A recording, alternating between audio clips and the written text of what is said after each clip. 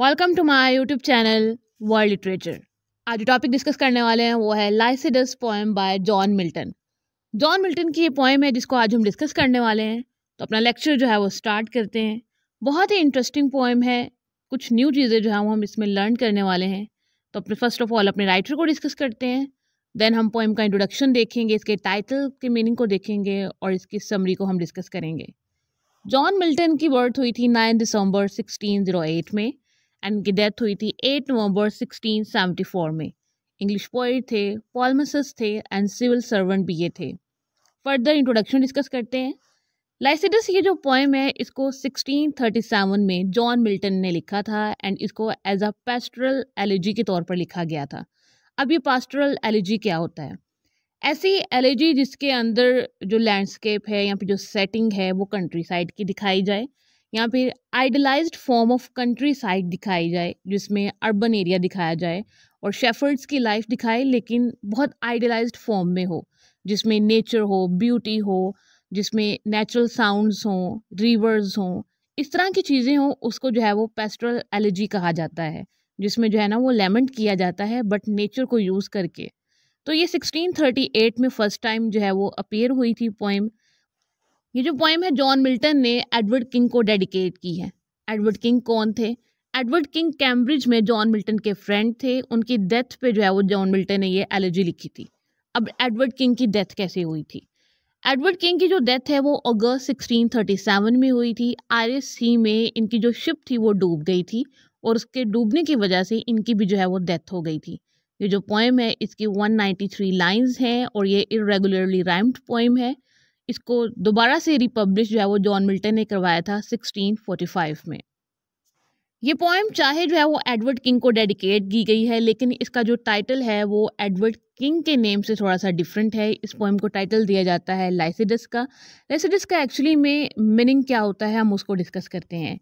ये जो वर्ड है ये क्लासिकल पेस्टरल पोइट्री से लिया गया है, जिसमें शेफर्ड कैरेक्टर को यूज़ किया जाता है किसी की भी डेथ को मॉर्न करने के लिए। एंड जो ऐसे कैरेक्टर्स होते हैं वो मोस्टली नेचर से रिलेटेड होते हैं और जो लैंडस्केप रखा जाता है, जो सेटिंग रखी जाती है, जो प्लॉट रखा जाता है वो नेचर का होता है या फिर कंट्री साइड का, किसी भी अर्बन एरिया का, और मोस्टली आइडलाइज्ड फॉर्म में होता है कि चाहे वो रियलिटी में वैसा एग्जिस्ट ना करता हो लेकिन उसको बहुत ब्यूटीफाई किया जाता है और उसमें जो नेचुरल एलिमेंट्स जो हैं वो बहुत सारे दिखाए जाते हैं।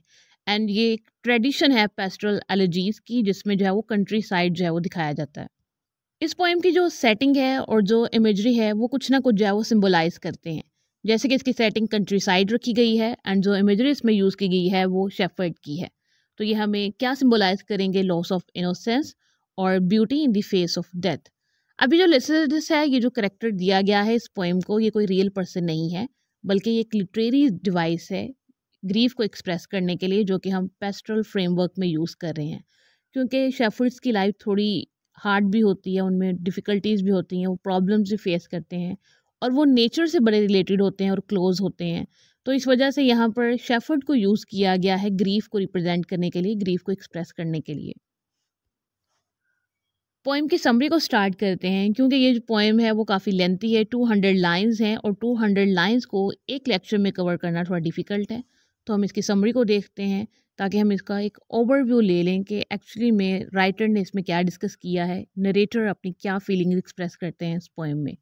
तो फर्स्ट ऑफ ऑल जो नरेटर है उसको हम यहाँ पे शेफर्ड भी कह सकते हैं, स्वेन भी कह सकते हैं, जॉन मिल्टन भी कह सकते हैं या फिर स्पीकर भी कह सकते हैं।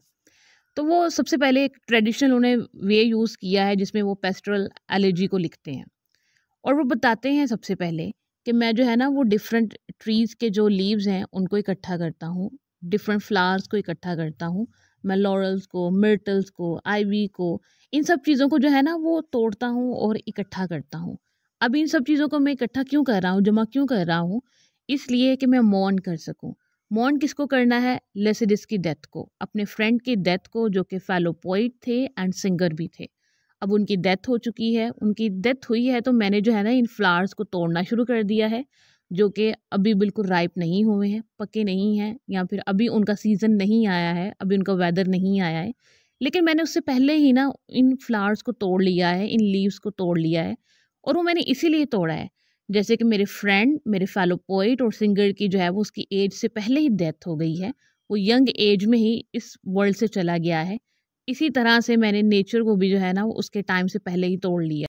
लेसिडस जो नेम है वो मिल्टन ने अपने फ्रेंड एडवर्ड किंग को दिया है, जो कि कैम्ब्रिज में इनके फ्रेंड थे और जिनकी डूबने से जो है वो डेथ हो गई थी। फर्दर जो है वो नरेटर क्या डिस्क्राइब करता है, वो अपनी मेमोरी को शेयर करता है कि जब ये दोनों एक साथ होते थे, जब इनका जो एक हैप्पी टाइम था लाइफ का, जिसमें लेसिडस और जो नरेटर है हमारा, वो सारा दिन जो है वो एक साथ रहते थे। वो सारा दिन अपने जो इनकी फ्लॉक्स थी उनके साथ टाइम स्पेंड करते थे। ये सुबह सुबह यानी कि अभी सनसेट भी नहीं हुआ होता था और उससे पहले जो है वो निकल जाते थे और ये फर्स्ट बर्ड की वॉइस को सुना करते थे और सारा दिन जो है ना ये सॉन्ग्स को सिंग किया करते थे और इनके जो ट्यूटर हैं वो भी एडमायर किया करते थे इनके सॉन्ग्स को। और जो मिथोलॉजिकल क्रिएचर्स हैं वो डांस किया करते थे इन दोनों फ्रेंड्स के सॉन्ग्स पर, और नेचर जो है वो इवन इनके सॉन्ग सुना करती थी और डांस किया करती थी। लेकिन वो टाइम जो है वो एक हैप्पी टाइम था, बट अब सब कुछ जो है वो चेंज हो चुका है, क्योंकि एडवर्ड किंग की डेथ हो चुकी है, लिसिडस की डेथ हो चुकी है और उसकी डेथ के बाद हर चीज़ चेंज हो चुकी है। अब कोई सॉन्ग सिंग नहीं करता है, अब नेचर जो है वो इन्जॉय नहीं करती है, क्योंकि अब कोई सॉन्ग सिंग करने वाला रहा ही नहीं है। एडवर्ड किंग की जो है वो डेथ हो चुकी है। उसके बाद जो स्पीकर है, जो नरेटर है, वो अपना ग्रीफ डिस्क्राइब करता है और वो निम्फ से और जितने भी नेचर दैटीज़ हैं और गॉडेस हैं, गॉड हैं, उन सब से जो है ना वो क्वेश्चन करता है कि जब लेसिडस की डेथ हुई थी तो उस टाइम पे ये निम्फ्स कहाँ थी, जो कि रिवर्स में रहती हैं, या फिर ये जो गॉड गॉडेसेस ये सब लोग कहाँ थे। क्या ये नहीं हेल्प कर सके लेसिडस की? एडवर्ड किंग की इन्होंने कोई हेल्प नहीं की कि ये उनकी शिप को बचा लेते, उनको सेव कर लेते और उनकी डेथ ना होती और वो इतनी यंग एज में इस वर्ल्ड को छोड़कर ना जाते। एक पोइट की डेथ ना होती, एक सिंगर की डेथ ना होती और एक क्लर्जी मैन की डेथ ना होती, या फिर एक प्रीस्ट की जो है वो डेथ ना होती, एक हम्बल नोबल मैन की डेथ ना होती। किसी ने कोई हेल्प नहीं की। ये नेम्स, ये डाइटीज, ये गॉड, ये गॉडेसेस सब जो है वो सो रहे थे, किसी ने कोई हेल्प नहीं की। देन नरेटर डिस्क्राइब करता है कि ऑर्फियस जो कि mythological master of music and song है, इवन के वो भी जो है ना वो बच नहीं सका था अपनी डेथ से। उसे भी जो है वो म्यूज जो कि गॉडेसेस ऑफ ग्रीक मिथोलॉजी है उसे सेव नहीं कर सकी थी और उसे भी जो है ना वो डेथ को एक्सेप्ट करना पड़ा था। उसके बाद जो नरेटर है वो क्वेश्चन करता है what then is the purpose of being a poet, कि एक पोइट होने का आपको क्या फ़ायदा है। मीन्स के यहाँ पे नरेटर सबसे पहले तो डिस्क्राइब करता है कि पोइट जो है वो कितना हार्ड वर्क करता है, कि पोइट जो है ना वो बहुत ज़्यादा हार्ड वर्क करता है, वो लिखता है, अपनी लाइफ के सिंपल प्लेयर्स को वो छोड़ देता है। वो सिर्फ थोड़ा सा फेम चाहता है कि उसको उसकी लाइफ में फेम मिल जाए, लोग उसे रीड करना शुरू कर दें, लोग उसे जानना शुरू कर दें, लोग उसकी एबिलिटीज़ को जानना शुरू कर दें, क्रिएटिविटी को जानना शुरू कर दें। लेकिन ऐसा कुछ नहीं होता है कि एक पोइट की जो है वो डेथ हो जाती है लेकिन उसको जो है वो फेम, उसको रिकग्निशन जो है वो नहीं मिलती है। अब जब यहाँ पे ये क्वेश्चन करता है ना नरेटर, तो नरेटर को जो है वो गॉड आंसर करते हैं। Phoebus Apollo the god of poetry जो है ना वो आंसर करते हैं नरेटर को। वो कहते हैं कि पोइट्री जो है ना वो इस वर्ल्ड में, इस अर्थ पर चाहे विन नहीं करती है, चाहे इसको यहाँ पे रीड नहीं किया जाता है, चाहे इसको यहाँ पे रिवॉर्ड नहीं मिलता है, चाहे इसको यहाँ पे फेम नहीं मिलता है, बट जो पोइट्री है वो हेवन में विन करती है। इसको वहाँ पे फेम मिलता है, वहाँ पे रिकग्निशन मिलती है, वहाँ पे रिवॉर्ड मिलता है, वहाँ पे गॉड की कर्टसी इसको जो है ना वो मिलती है। और जो इमॉर्टल चीज़ होती है इसको एक इमॉर्टल चीज़ ही रिवॉर्ड दे सकती है। तो पोइट्री जो है अगर वो एक इमॉर्टल चीज़ है तो उसे इमॉर्टल गॉड ही जो है ना वो रिवॉर्ड दे सकता है। तो फिर बस अपोलो यहाँ पे स्पीकर को, नरेटर को काल्म करते हैं, उसे कहते हैं कि ज़रूर जो है ना वो किंग एडवर्ड को उनका रिवॉर्ड मिलेगा, उनको उनकी रिकग्निशन मिलेगी, फेम मिलेगी, चाहे इस अर्थ पर उनको उनका फेम नहीं मिला है, उनको उनकी रिस्पेक्ट जो है वो नहीं दी गई है, लेकिन हेवन में जो है ना गॉड उनको रिवॉर्ड ज़रूर देंगे, उनको रिकग्निशन देंगे, उनको वहाँ पे जो है वो फेम मिलेगा और उनकी जो वर्सेस हैं वहाँ पे ज़रूर जो है वो सिंग की जाएंगी। एंड ये पोइट्री का सर्वाइवल ही है कि इस पोइम को आज तक जो है वो रीड किया जा रहा है। उसके बाद नरेटर जो है वो मिथोलॉजिकल जो पर्सोनेजेस हैं उनसे क्वेश्चन करते हैं। मींस कि जो नेपच्यून हैं जो कि सी और रिवर के जो गॉड्स हैं उनसे क्वेश्चन करते हैं कि उस दिन वेव को क्या हुआ था, या फिर जो विंड है उसको क्या हुआ था, कि शिप के साथ क्या हुआ था एक्चुअली, एंड लेसिडस के साथ क्या हुआ था, किंग एडवर्ड की जो है वो डेथ कैसे हुई थी। लेकिन किसी को जो है वो कुछ मालूम नहीं था।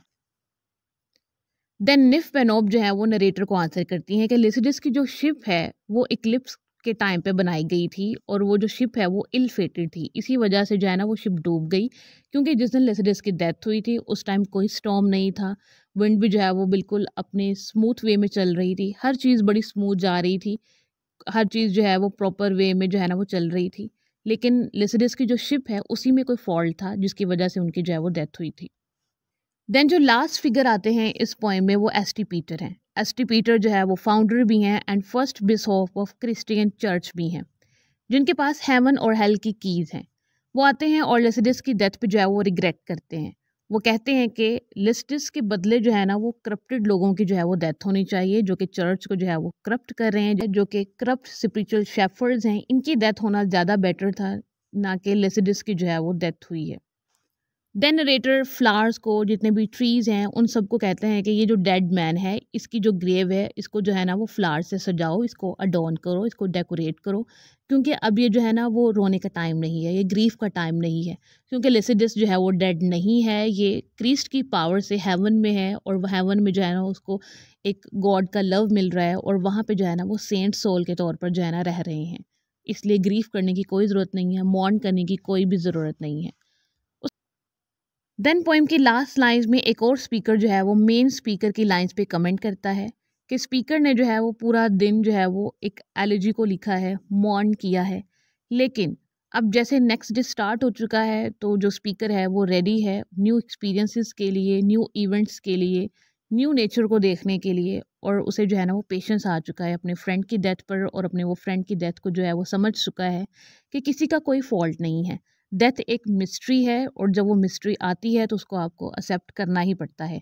आप डेथ को रोक नहीं सकते हो, आप चाहे जितने मर्जी स्ट्रोंग हो, पावरफुल हो, आपके पास चाहे जितनी मर्जी स्ट्रेंथ हो, लेकिन डेथ एक ऐसी चीज़ है जिसको कोई भी जो है वो रोक नहीं सकता है।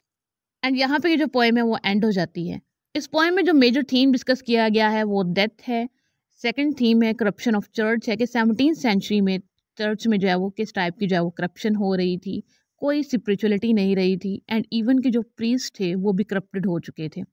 एंड लास्ट थीम जो है वो पोइट्री एंड आर्ट है, कि जो एक जो पोइट होता है वो अपनी पूरी लाइफ जो है वो हार्ड वर्क करता है, वो बहुत स्ट्रगल करता है फेम के लिए, लेकिन उसको जो है वो रिकग्निशन नहीं मिलती है।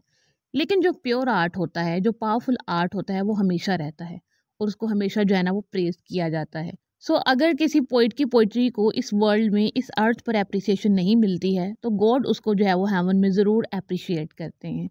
आज के लेक्चर में बस इतना ही। वीडियो को लाइक और शेयर और चैनल को ज़रूर सब्सक्राइब कीजिएगा। Thanks for watching my channel.